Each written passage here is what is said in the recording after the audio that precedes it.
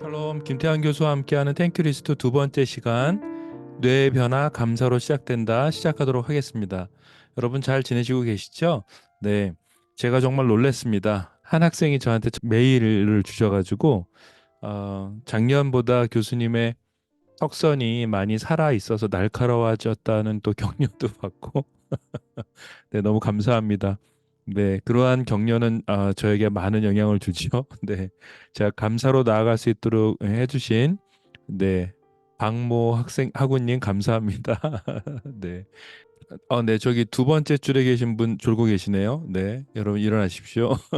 네, 많은 분들이 질문을 하셨어요. 그래서 그리고 이제 땡큐 리스트를 하시는 분들이 지금 계시거든요. 그래서 주문도 하시고 또 도움도 받으시고 가족들도 하시고 하시는데 그 변화에 대한 좋은 사례는 제가 이 두 번째 시간의 마지막 부분에 말씀을 좀 드릴게요. 그래서 지난 첫 번째 시간에 이어서 두 번째에 대한 내용들을 좀 드리도록 하겠습니다. 제가 이것들을 간격을 좀 좁혀서 강의를 올려드리려고 했는데 질문들이 참 많으시고 그리고 정말 중요한 질문이다 보니까 제가 그것들을 그냥 간과할 수는 없었어요. 그래서 약간 좀 변화를 좀 드리려고 합니다. 그러니까 질문한 것에 대한 답변도 좀 드리면서 하려고 하고요. 세 번째, 네 번째 강의들을 계속 들으시면 좀 도움이 되실 거예요. 그래서 첫 번째 강의에 대한 내용을 듣고 너무나 많은 질문에 대해서 이렇게 제가 답을 바로 하진 않겠습니다. 그래서 계속 이어서 제가 말씀을 드릴 테니까 너무 어려워하지 마시고 좀 천천히 좀 따라와 주시면 감사할 것 같아요. 그리고 책을 제가 추천을 드리잖아요. 그래서 책을 좀 이렇게 여러분이 특히 전공하시는 분들은 좀 보시면 도움이 될 것 같습니다. 여러분 책하면 떠오르는데 제가 지난 시간에 두 권의 책을 소개해 드렸죠. 오늘도 제가 두 권의 새로운 책을 좀 소개해 드리려고 합니다. 지난 시간에 제가 내면 소통에 대한 책을 소개시켜 드렸고 또 뇌 하나님의 설계의 비밀이란 책을 소개를 드렸어요.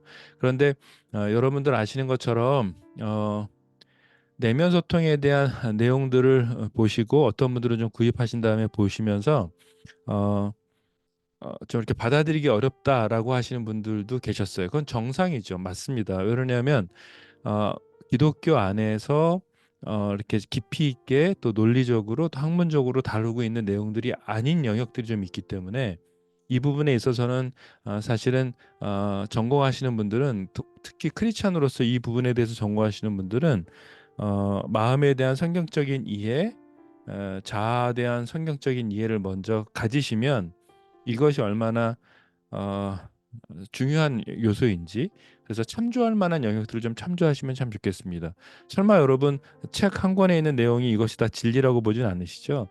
사실은 뇌에 대한 문제를 연구하지만 김조현 교수님께서도 또 여러분 이렇게 강의나 책들을 보시게 되면 1990년도부터 뇌에 대한 부분이 아주 활발하게 미국에서 이렇게 뇌 연구가 시작되었어요. 그렇지만 여러분도 아시는 것처럼 이 뇌 연구 자체가 최근에 이제 기술적인 과학적인 뇌를 이렇게 체크할 수 있는 기술적인 것들이 발달하면서 조금 더 다양한 내용들이 나오기 시작했죠. 그런데 문제는 이것이 무조건 다 진리다 볼 수 없는 것이에요. 김재현 교수님도 이렇게 말씀하셨던 건 뭐였었냐면 늘 뭐 편도체라든가 전두엽 이러한 모든 것이 이렇게 명명되어 있는 뇌의 다양한 기능들이 꼭 이 기능만 한다라고 딱 정의 내릴 수는 없다는 거예요.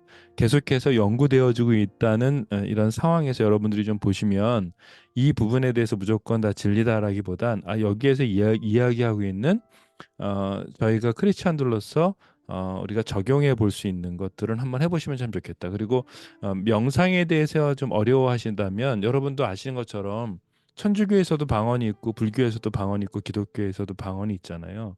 그러니까 우리가 영적인 존재이고 이런 그 영적인 존재인 우리가 대상을 누구냐에 따라서 이건 다른 문제입니다. 그래서 이 부분에 있어서는 여러분들이 크리스찬으로서 좀 열어놓고 이렇게 연구가 되어지고 있구나라고 하는 것들을 좀 보시면서 여러분들이 공부하시고 또 신앙인으로서 참조하셔야 되는 부분이에요. 그래서 비판적인 사고를 계속 가지시고 책을 좀 보시면서 도전하시면 참 좋겠다 말씀드리고 싶습니다. 또 하나 뇌 하나님의 설계의 비밀을 이제 구입하시거나 이 내용을 제가 말씀드릴 때 어떤 분들은 좀 당황하실 수 있어요. 뭐냐면 하나님께서 말씀하시고 이루신 놀라운 역사에 대해서 또 실제적인 삶에 있어서 하나님께서 하신 것에 대해서 내가 믿지 못하는 나의 믿음의 문제에 대해서 좀 연약하고 내가 좀 부족하다 이렇게 느끼실 수 있어요.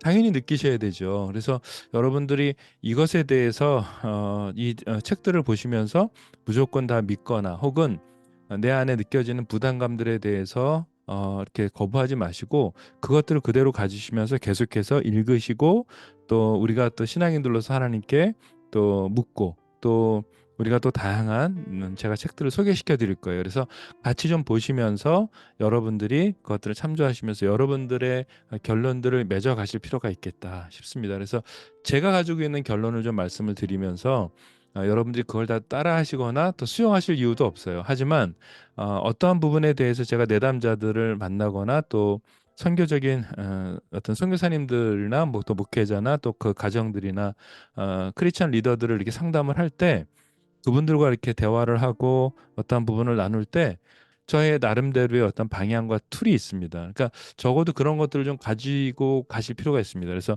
제가 가지고 있는 툴을 여러분들이 동의하시면 사용하시면 되고 그리고 여러분들 스스로가 내 내면의 문제들을 체크하실 때 이런 부분들을 참고하셔도 전 된다고 생각해요. 하지만 동의 안 하시면 여러분들 나름대로의 심각한 고민과 문제들과 실제적인 현상들에 대해서 나름대로 정의를 내리실 수 있어 가야 돼요.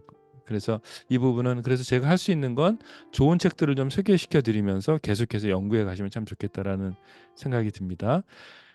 지난주에 했었던 거 잠깐 복습할게요. 편도체 뇌의 경보 중추로 두려움과 불안감을 관장하는 부위다. 정서적 학습과 기억에도 관여한다. 이 말씀드렸잖아요.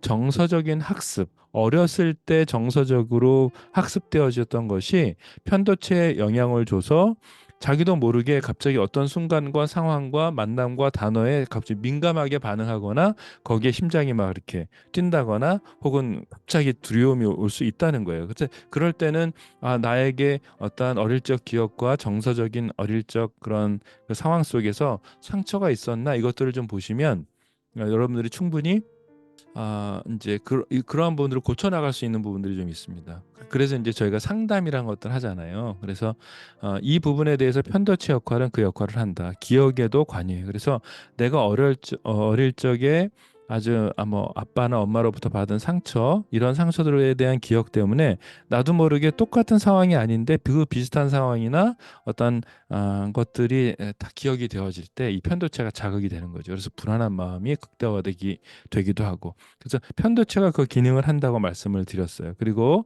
스트레스나 깊은 상처라든가 이기적인 행동과 원한, 죄책감, 갈등 관계 등을 통해서 활동이 더욱더 증대된다고 말씀드렸어요. 그래서 여러분 잘 보시면 돼요. 편도체를 안정화하려면 스트레스를 피할 수 있는 것, 내 안에 깊은 상처들에 대해서 직면해서 그것들을 계속해서 똑같은 환경과 단어와 상황들이 정서적인 학습과 우리의 기억에 영향을 줘도 그 상처들을 계속해서 직면하면서 치유해 나가는 과정들이 필요하죠. 의사 선생님이 이 편도체에 대한 부분들에 대해서 본인이 나름대로 이것들을 안정화시킬 수 있는 방법은 무엇인가 결론을 내렸다고 말씀드렸습니다. 하나님을 예배하고 사랑의 하나님을 예배하고 우리가 묵상을 하고 이타적으로 행동하고 죄책감과 원한을 해결하고 그리고 지원 관계들을 맺으면 이 편도체 활동이 진정된다, 안정화된다라고 말씀을 드렸습니다. 편도체를 안정화시킨다고 했었던 이 티머시 R 제닝스가 얘기한 요 부분에 대해서 있어요. 에드워드 웰치 국제 제자 훈련에서 나온 책인데요. 이 책은 여러분 꼭 보시길 제가 간곡히 부탁드립니다. 중독의 성격적 이해예요. 근데 이것은 뇌에 대한 연구뿐만이 아니라 인간에 대한 연약함인데 이 부분이요. 이분이 우리 티머시 알 제니스가 얘기했던 사랑의 하나님을 예배하고에 대한 이 핵심적인 키워드에 정말 중요한 지원을 해줄 수 있는 정말로 티머시 제니스가 얘기한 게 맞다라고 얘기해주는 귀한 책입니다. 그래서 어떤 중독을 우리가 이겨낼 수 있는 방법이 무엇일까? 여러분과 제가 이렇게 중독에 대해서 걸려 있거나 이 부분들에 대해서 뭐 뇌가 망가졌다 이렇게 표현들을 쓰잖아요. 근데 이것들을 우리가 이겨낼 수 있는 성경적인 그 이해에 대해서 이야기하고 있어요. 이분의 가장 큰 장점은 뭐냐면 기독교 상담 쪽에 상담의 전문가이고 교수이기도 하지만 실천 신학 교수님이세요. 그래서 신학과 상담학을 연구하신 분이 이 부분에 대해서 티머스 제니스가 얘기했던 우리가 하나님을 예배하고 묵상할 때 어떻게 뇌에 영향을 줄 수 있을까? 편도체 안정화를 줄 수 있을까? 이 부분을 좀 설명하고 있어요. 근데 이분의 내용 중에 이분이 에드워드 웰치예요.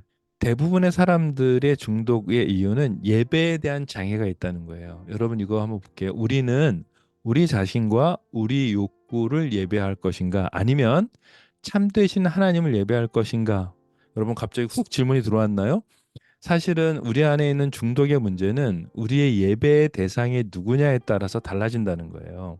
그래서 죄와 중독에 대한 답도 갖고 있어요. 그리고 상담 관련해서 종사하는 분들이 죄와 중독의 문제를 분별하지 못하면 개인과 공동체는 파괴가 됩니다. 여러분 이거 제가 이거를 왜 말씀드렸냐면 자꾸 이렇게 상담을 공부하거나 마음에 대한 공부를 할 때 자꾸 사람들이 문제를 어디로 갖고 가냐면 내 안에 있는 뇌에 여러 가지 물질의 영향이 있어서 내가 이러한 잘못된 판단을 하게 돼서 사람을 다치게 했습니다라든가. 그래서 어떻게 보면 이것이 사실은 나의 문제이고 정서적인 문제이고 나의 어떤 잘못된 태도의 문제이기도 한데 이것을 최근에 있는 많은 사람들이 뇌의 문제로 갖고 가는 거예요. 그래서 사실은 이 에드워드 웰치라는 교수님이요. 이 교수님이 어떤 책을 쓰셨냐면 10년 전에 15년 전에 이 책을 썼어요. 뇌 책임인가 내 책임인가라는 책을 썼어요.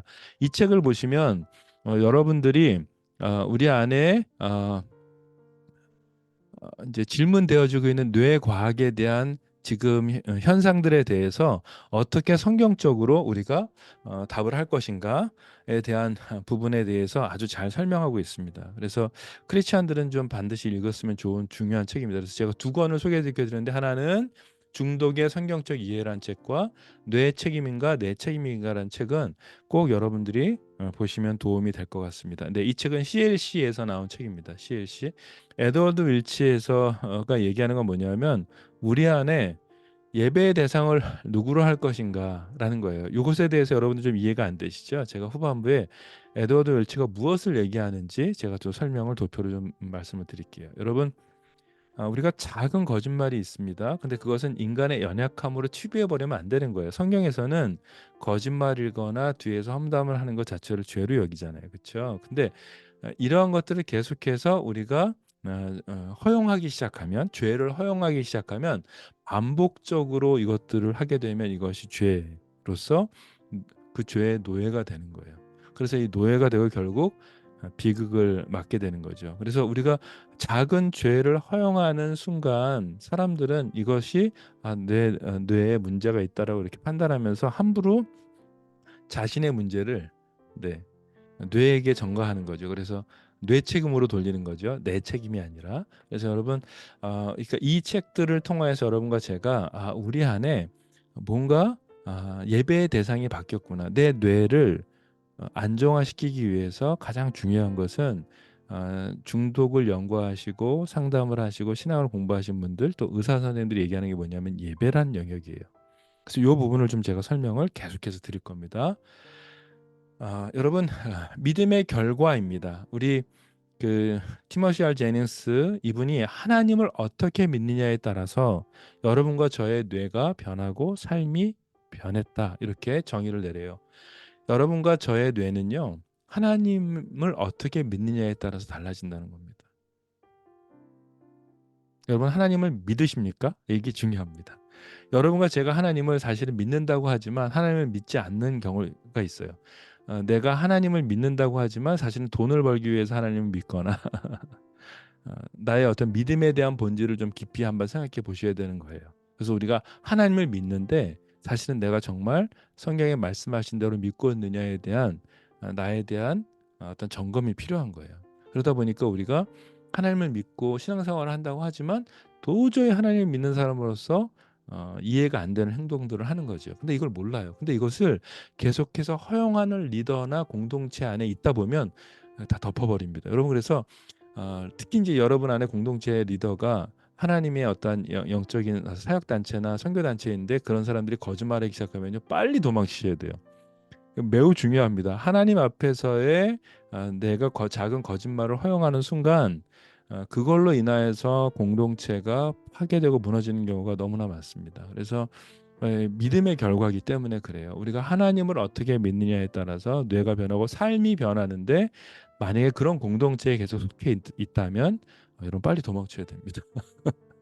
매우 중요합니다.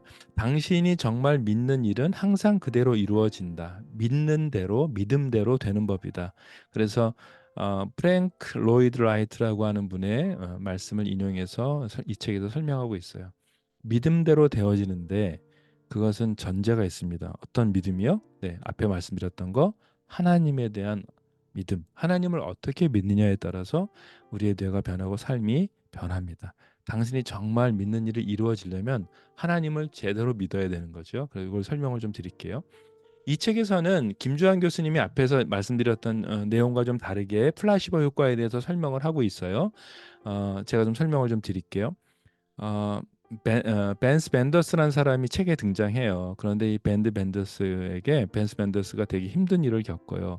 그 지역에 선교지의 한 지역의 주술사에게 영향을 받는 거예요. 근데 이 주술사가 어떻게 하냐면 병에 이렇게 어, 어떠한 그 악령이 있다. 그리고 이제 막 주술을 해가지고서는 이 벤스 벤더스에게 마시게 합니다. 그러니까 벤스 벤더스가 그걸 마시게 돼요. 그러면서 본인이 그거가 주술의 영향을 통해서 나의 안에 악령이 들어왔다라는 그러한 믿음을 갖게 하는 거죠. 그래서 결국은 벤스 벤더스가 막 너무 힘든 거예요. 그래서 막 아무것도 못 먹고 계속 막 힘든 시간을 갖는 거예요. 그래서 이 상황에서 플라시보 효과를 어떻게 역이용하냐면 목사님께서 그 지역의 선교사님이 벤스 벤더스에게 어떤 일을 하냐면 구토하는 주사를 놔요. 구토하는 주사를 놓고 그러고 난 다음에 벤스 벤더스. 근데 그거를 벤스 벤더스는 구토하는 건 주사인지 몰라요. 그냥 주사를 놓고 이제 당신이 회복될 거라고 얘기해요. 그래서 어떻게 하냐면 이제 구토하는 주사를 놓고서는 이렇게 구토할 때 이제 그 구토하는 걸 다 받아내는 거예요. 그러니까 이제 몸 안에서 막 구토하는 거죠. 그러면서 그 선교사가 어떻게 하냐면 그 손에다가 검은 봉지에다가 초록 도마뱀을 이렇게 보면서 이렇게 보여주는 거예요. 당신이 구토를 했는데 이 봉지 안에 초록 도마뱀이 나왔다. 이렇게 보여주는 거예요. 그러니까 벤스 벤더스가 내가 주술사로부터 영향받았던 그걸 마셨지만 다시 구토를 통해서 완전히 다 깨끗해졌구나. 완전히 도마뱀이 나와버렸네. 라고 하는 것들을 본인 눈으로 확인합니다. 그래서 아침에 완전히 회복이 돼요. 식욕이 왕성하게 돌아옵니다. 생각의 변화, 믿음의 변화에 영향을 주고 있어요. 그렇죠, 여러분? 우리가 무엇을 어떻게 믿느냐가 정말 중요하다는 거예요. 하나님을 어떻게 믿느냐가 너무 중요합니다. 여러분, 그러니까 결국 이 싸움이에요. 우리가 이 세상을 살아가면서 하나님 아버지에 대한 믿음이 너무 중요한 거예요. 그래서 우리가 성경 말씀을 그대로 믿는 것, 이거 정말 중요하죠. 무릇 하나님께로부터 난 자마다 세상을 이기느니라. 하나님께로부터 난 자마다 세상을 이긴다고 하십니다. 세상을 이기는 승리는 이것이니 뭐예요? 우리의 믿음입니다. 여러분, 믿음의 싸움이라는 거예요. 여러분과 제가 이 땅에서 세상을 살아가는 동안 결국 이 믿음의 싸움인데, 이 믿음은 세상을 이기는데 이 세상을 이긴 믿음은 하나님께로부터 난 자들이어야 돼요. 그러니까 우리의 뇌는요, 결국은 뭐예요? 네, 하나님을 어떻게 믿느냐에 따라서 우리의 뇌는 변하고 삶이 바뀌는 것입니다. 그러니까 이 부분에 대해서 여러분과 제가 매우 중요한 하나의 중요한 키를 잡고 계속해서 제가 설명을 좀 드릴게요. 이 믿음에 대한 부분을 다양한 제가 선교단체 훈련이나 오랜 세미나 등을 통해서 시도를 했어요. 하지만 삶에 큰 변화가 없었어요. 대부분의 사람들이요, 훈련을 받았음에도 불구하고 다시 그 자리로 돌아가는 경우가 대부분이었어요. 중독이든 똑같은 돈을 예배하든 본인의 안정감을 직장에서 찾든 그러면서 본인이 최고의 대학을 나왔음에도 불구하고 우울증이 심해지는 것들을 제가 봤어요. 그러니까 왜 그러냐면 사실은 하나님에 대한 믿음이 무엇인가 잘못된 거죠. 우리가. 그래서 결국은 근본적으로 변화를 계속해서 가져가야 됐어요. 그래서 제가 그것에 대해서 무엇을 잡았냐면 감사를 적는 것이 매우 중요하구나. 우리가 감사로 제사를 드리는 자가 하나님을 영화롭게 한다는 말씀이 무엇인지 알게 됐던 거예요. 여러분, 선교 현장과 목회 현장에서 벌어지는 어려움들이 참 많습니다. 도저히 상상하지 못하는 일들이 벌어집니다. 제가 여기서 이 강의에서 말씀드리기 어려울 정도로 너무나 많은 불행한 일들이 많아요. 그리고 그래서 어떻게 보면은 또 사역자와 성도들 가정의 자녀들의 말 못할 문제들이요 너무나 많습니다. 여러분, 이 강의를 들으신 분들 중에 많은 분들이 강의를 들으시면서 우리 가정만 문제지, 아니요, 그렇지 않습니다. 여러분, 말을 안 해서 그렇죠. 정말로 심각한 문제들이 많습니다. 네. 2024년도에 저희가 1대1로 코칭하는 선교사와 목회자 가정들이 있거든요. 근데 제가 쉽지가 않아요. 이게 보통 문제가 아닙니다. 이게 저는 이게 사역자 크리스찬 리더들을 잘 세워서 단체의 리더이기도 하고 선교 현장의 리더들이기 때문에 제가 선교사에게 정말 필요한 게 뭔지 알거든요. 교회나 또 교회 선교회나 아니면 후원자들이나 동역자들이 이해 못하는 문제들을 있어요. 그래서 말하지 못하는 문제들이 있습니다. 이것들을 어떻게 해서든 방법들을 찾고 도와드리는, 하나님은 저의 가장 큰 고통을 또 사역으로 이렇게 만들어 가시는 것들을 경험해요. 제가 왜 목회자나 선교사들의 가정들을 이렇게 코칭을 하게 됐냐면 선교지에서 이혼하는 목회자와 선교사 부부들을 봤기 때문이에요. 그리고 너무 그 이후에 벌어지는 너무나 어려운 삶들을 봤기 때문에 그들을 돕게 됐고, 또 제가 장애의 가정에 대해서 마음을 갖게 된 이유는 저희 가정에 장애의 귀한 딸을 허락하셨기 때문에 하나님께서 이쪽으로 마음을 여시는 거죠. 여러분, 이혼하는 크리스찬 가정과 결혼하지 않는 이런 문화들 때문에 지금 한국 기독교 내에 정말 심각한 문제들이 있습니다. 또 사역 단체나 선교 단체 안에 연약한 사역자들의 삶 또한 우리가 볼 수 있습니다. 이 모든 것의 총체적인 원인이 무엇일까? 이거예요. 삶과 연결이 안 되는 가르침, 그리고 가르치는 것을 살아내지 못하는 삶 때문에 그렇습니다. 어, 이 부분에 대해서 팀 켈러 목사님, 작년에 귀한 목사님이신데 돌아가셨잖아요. 근데 이 팀 켈러 목사님이 탈기독교 시대 전도란 책을 가지고 했어요. 그래서 순실사이버대학에서 제가 하나님의 선교에 대한 강의를 들으시는 분들은 이 책을 꼭 필독서로 제가 과제를 제출하게 하잖아요. 근데 이 책에서 가장 핵심적인 내용이 바로 이거예요. 삶과 연결되지 안 되는, 삶과 말씀과 삶이 연결이 안 되는 그리스도인들 때문에, 그리고 가르치는 것들 살아나지 못하는 리더들 때문에 사회는 우리 교회를 어떻게 볼까에 대해서 여기서 이렇게 팀켈러 목사님이 적어 놓으셨어요. 읽어보겠습니다. 종교는 사회에 유익을 주거나 해를 끼치지 않지만 세상 사람들이 우리를 이렇게 본다는 거예요. 교회는 해롭고 악할 뿐만 아니라 사회 발전에 장애가 된다고 생각하는 사람들이 정말 많아지고 있어요. 이 상황을 탈기독교 시대라고 말하는 겁니다. 탈기독교 시대는 이거예요. 교회는 해롭고 악할 뿐만 아니라 사회 발전에 장애가 된다고 생각하는 사람들이 많아지고 있다는 거예요. 이렇듯 서구 문화에 대한 기독교 영향력이 감소하는 현실을 우리가 마주할 때 우리는 염려가 된다. 하지만 이럴 때일수록 대안을 말씀하시네요. 스스로 점검을 해야 된다. 그리고 기도하며 어떻게 이 복음이, 생명을 살리는 이 복음이 접점을 마련해서 사람들과 이렇게 만날 수 있는 접점을 마련하여 그 세상의 문화 속으로 들어갈 수 있는지를 우리가 따져봐야 되는 시대가 됐습니다. 그래서 사실은 지금은 선교사가 선교하는 시대가 아니라 모든 그리스도인들이 선교사이고 크리스찬 리더이어야 하는 시대가 되었습니다. 이건 전체 너무 중요한 주제인데요. 그건 제가 다음에 다른 주제의 강의로 이렇게 좀 말씀을 드리도록 할게요. 여러분, 이 심각한 상황이란 걸 좀 아셨으면 참 좋겠어요. 그래서 내 개인에 대한 문제뿐만 아니라 시대적으로 상당히 어려운 상황이다. 그래서 뇌 변화를 가져오는 하나님을 향한 믿음을 통해서 지속적으로 마음을 강화하는 훈련을 하기 위해서 고민하다가 결단을 내리게 된 것이 바로 땡큐 리스트예요. 땡큐 리스트를 적어볼 때 우리의 삶에 어떠한 변화가 있는지를 여러분과 제가 좀 나누면서 그 다음 시간에 좀 자세하게 설명을 하려고 하는데요. 이것들을 쓰시는 분들이 저한테 정말로 많이 자기 안에 어떤 변화가 있는지를 설명하고 계셨어요. 그래서 제가 사연을 하나 좀 소개시켜 드릴게요. 교수님, 지난 12월부터 감사를 기록하면서 자살을 하려던 아이와 대화가 시작되었습니다. 몇 차례 자살을 시도했었던 자녀를 두고 계신데요. 감사를 나누는데 감사할 것이 내게 있나 생각했대요. 그러니까 감사를 생각하는데 이분에게 먼저 회개가 나왔다는 거예요. 참 놀라운 건 땡큐 리스트를 쓰시는 모든 분들의 그 첫 문장이 뭐냐면 제 안에 회개가 시작됐습니다라고 말씀하세요. 여러분, 매우 중요한, 하나님께서 우리의 어떤 부분들을 터치하실 때 우리가 인간으로서 나타낼 수 있는 반응 중에 하나가 회개인데요. 우리가 감사를 시작했는데 감사 회개가 나왔다는 거예요. 그래서 감사할 것이 이렇게 많았는데 감사하지 못한 자신의 모습을 보았다고 얘기하세요. 그리고 입을 열지 않았던 아이의 입에서 대화가 없었던 거예요. 근데 그 감사를 서로 나누기로 했는데 입을 열지 않았던 아이의 입에서 감사하다는 말을 들었다는 거예요. 대화를 해본 적이 없어서 어색했지만 처음에는 정작 우리가 감사한 것을 찾아보자고 말하기 시작하자 서로 얼마나 고맙고 감사한 존재인지를 알게 하셨습니다. 아이와 부둥켜 안고 많이 울었습니다. 하나님을 향한 믿음이 그리고 내일에 대한 소망을 갖게 하시는 것 같아 참 감사한 하루입니다. 여러분, 자녀에 대한 문제, 자녀들과 대화하지 못하는 문제, 사실은 모여서 예배를 드리거나 이거 쉽지 않습니다. 그런데 그 시작을 우리 하루 보내면서 감사한 거 하나씩 좀 찾아볼까? 이렇게 해서 시작을 하시는 거예요.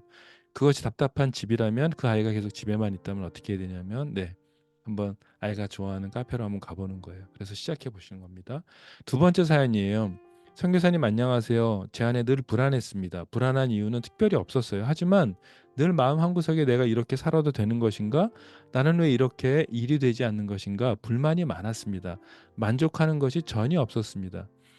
디자인이 이뻐서 구입해서 땡큐 리스트를 열었습니다. 그리고 중간중간 7일마다 쓰여진 시편과 잠언을 통한 하나님의 음성의 글을 읽다가 그만 통곡하며 울었습니다. 하나님께서 내게 말씀하시는 편지 같았습니다. 그리고 감사를 적어 나가기 시작했습니다. 너무 작은 것들에 감사를 적다 보니 하루의 세계는 너무 작았습니다. 제 안에 말씀과 찬양 그리고 작은 속삭임의 기도가 시작되었습니다. 사람들을 만나고 웃으며 떠들 수 있는 용기가 생겼습니다. 너무 감사합니다. 이렇게 저한테 적어주셨어요. 여러분, 정말 많은 사연들이 있거든요. 그래서 제가 부탁드리는 거예요. 적기 시작하셔야 돼요. 여러분, 이걸 그냥 생각하시면 안 되고요. 특히 저녁 때 주무시기 전에 하루를 돌아보면서 매일 세 가지씩 적어보는 거예요. 하나님께 감사한 것, 가족에 감사한 것, 또 일상의 생활 가운데 감사한 것들을 한번 적어보시는 거예요. 그럴 때 내 안에 큰 변화들이 있습니다. 우리의 감사의 대상은 분명해요. 주께 감사하세 그는 선하시며 인자하심이 영원함이라. 우리가 감사할 때 주님의 인자하심과 자비로우심과 함께하심을 우리가 경험하게 돼요. 여러분, 그래서 이 부분을 제가 조금 여러분에게 설명드리려고 하는 거예요. 그래서 위에서 책을 지금 벌써 4권을 소개시켜 드렸잖아요. 이 책의 내용들을 가지고 제가 한번 계속 생각을 해봤어요. 우리 안에 왜 이렇게 생각의 변화가 쉽게 일어나지 않을까? 왜 하나님께서 말씀하시는 것들이 내 생각에 영향을 미치지 못할까? 그 생각의 변화가 생겨서 내가 왜 삶의 육체적인 것이 바뀌지 않을까? 이것들을 제가 한번 생각해 봤어요. 그래서 이 부분을 좀 설명을 드리려고 합니다. 여러분, 어, 뭐 데카르트라든가 여러분 이렇게 이제 많은 철학적인 책들에 대한 정의나 내용들, 특히 뇌 책임인가 내 책임인가 안에서 이제 여기에도 이제 서론에 뭐가 나오냐면 마음과 몸에 대해서 일치하는가, 또 뇌과학 연구하는 사람들이 성경 안에서 어떻게 진리를 찾아서 성경적인 권위를 우위에 둘 수 있는 것인가, 과연 이런 논의들을 이 책에서 하고 있어요. 그런데 제가 그런 전제는 다 잠깐 뒤로 하고 사도 바울이 데살로니가전서 5장 23절에 이런 표현을 썼어요. 주님이 다시 오실 때 여러분과 여러분의 영과 혼과 육이 온전히 보존되기를 정말 원합니다라고 이야기하면서 본인이 편지를 쓰는 대상들을 고려하면서 영에 대한 이해, 혼에 대한 이해, 육체에 대한 이해가 다르지만 하나인 것, 서로 협력하는 그런 관계, 서로 연결돼 있다는 점, 상호 보충하고 있다는 점에 이해를 가지고 있는 헬라권에 있는 사람들에게 복음을 전하다가 보니까 영과 혼과 육에 대한 설명을 하면서 주님이 다시 오실 때, 재림하실 때 당신들의 영과 혼과 육이 온전히 보존되기를 원한다라고 그런 전제로 인간에 대한 이해를 이원론이 아니라 이렇게 세 가지까지도 분리해서 설명하고 있는 바울의 지혜를 제가 보았습니다. 여러분, 그래서 제가 이것이 두 개다, 육체와 혼이다, 이렇게 영혼과 육체 이렇게 보는 게 아니라 제가 영과 혼과 육체를 우선 조금 분리해서 여러분에게 좀 설명을 첫 번째로 오늘 드리려고 해요. 여러분 보세요.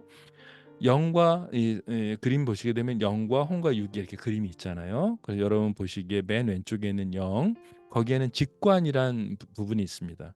그리고 여러분 혼에 보면 생각이란 영역이 있습니다. 그래서 육체의 살이란 영역이 있습니다.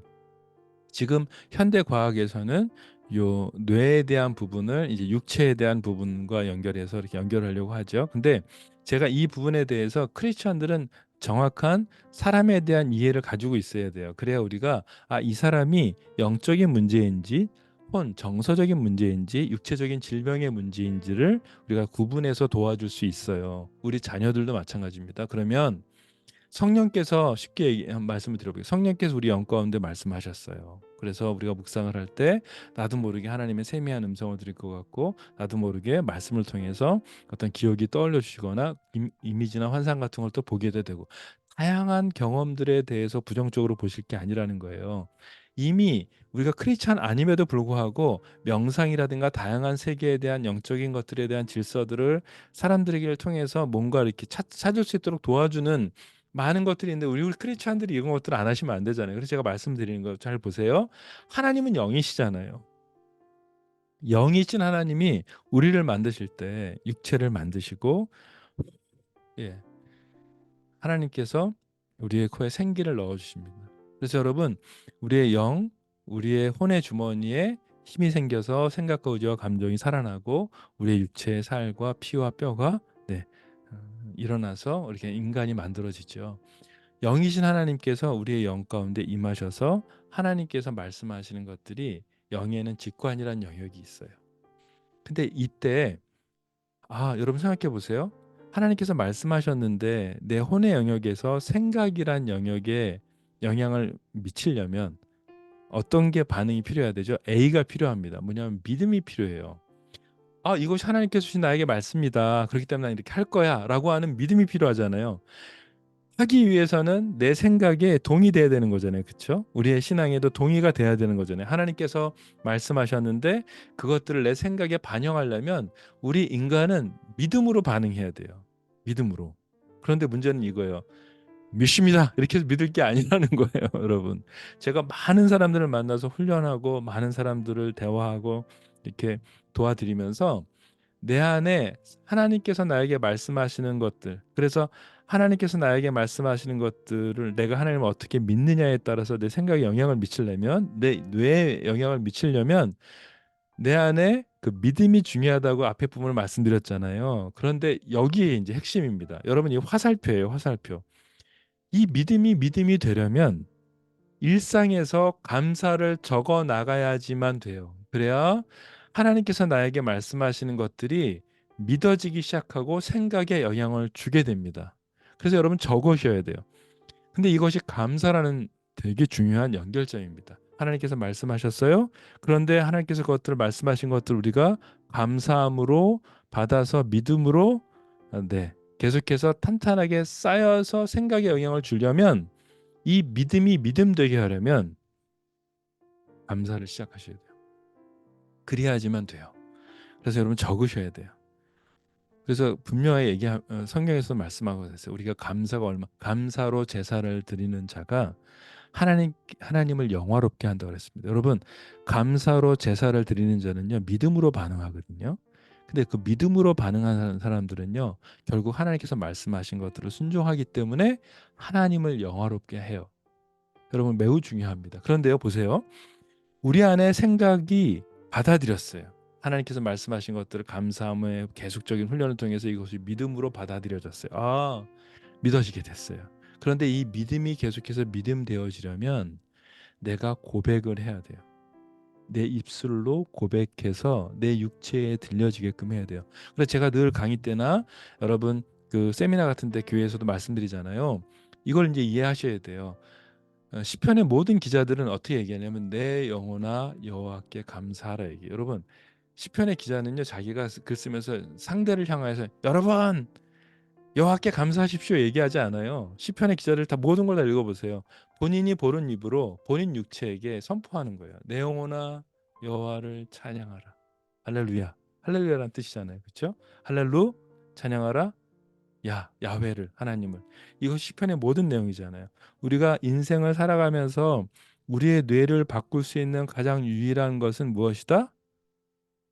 믿음인데 그 믿음이 믿음되어지도록 일상에서의 무엇을 계속해서 시도해야 되냐면 감사를 적어 나가셔야 돼요. 그리고 그것에 대해서 우리가 고백해야 돼요. 시편의 기사처럼. 내가 절망 중에 있는 나를 향하여서 내 자녀를 볼 때 말도 안 되는 부모님의 어려움을 겪는 우리 가족 가운데 너무 지금 심각한 문제, 내 안에 눈앞에 보이는 경제적인 문제, 관계의 문제, 여러분 이런 거에 몰입되지 않으려면 제일 중요한 건 감사를 찾아내셔야 돼요. 하나님께서는요, 여러분과 저를 잘 아시고 이 상황을 극복할 수 있도록 하나님께서 말씀하신 것들, 하나님이 다스리십니다. 하나님이 모든 것을 알고 계십니다라는 것들을 믿어지려면 이것들을 믿음되게 하려면 감사를 찾아 나가셔야 돼요. 그러면 여러분 보이기 시작하세요. 내 안에 믿음이 있구나. 겨자씨만한 믿음이 있구나. 근데 이걸 가만히 계시지 마시고 내 생각이 내 육체에 영향을 주려면 어떻게 해야 돼요? 네, 고백하셔야 돼요. 고백하셔야 돼요. 그래서 우리가 고백을 도와드리기 위해서 어떻게 하냐면 제가 여러분 노래를 잘하는 건 아니지만 제가 이 뒤에 찬양을 꼭 넣어놓잖아요. 그래서 여러분 제가 묵상을 올려놓고 또 찬양을 드리는 이유는 뭐냐면 이 믿음의 고백이 너무 중요하다. 믿음의 고백은 생각, 하나님의 말씀을 믿게 하고 내 육체가 하나님 말씀하신 대로 순종하게 한다. 이것들의 연결점은 무엇이다? 이 화살표인데 이것이 무엇이다? 감사예요. 감사로 고백하는 것이고 감사로 믿음의 생활을 하시는 겁니다. 여러분 적으세요. 그래서 제가 이제 이 부분들을 계속 도와드릴 겁니다. 세 번째 시간에서 만날 거예요. 여러분 너무나 감사합니다. 좀 길어졌죠? 근데 제가 이것들을 끊어서 하면 또 너무 여러분 오래 기다리실 것 같아요. 그래서 제가 질문하신 것들에 대한 답을 또 계속 드리면서 이어갈 수 있도록 하겠습니다. 여러분 너무너무 수고하셨습니다. 여러분 땡큐 수고하셨습니다.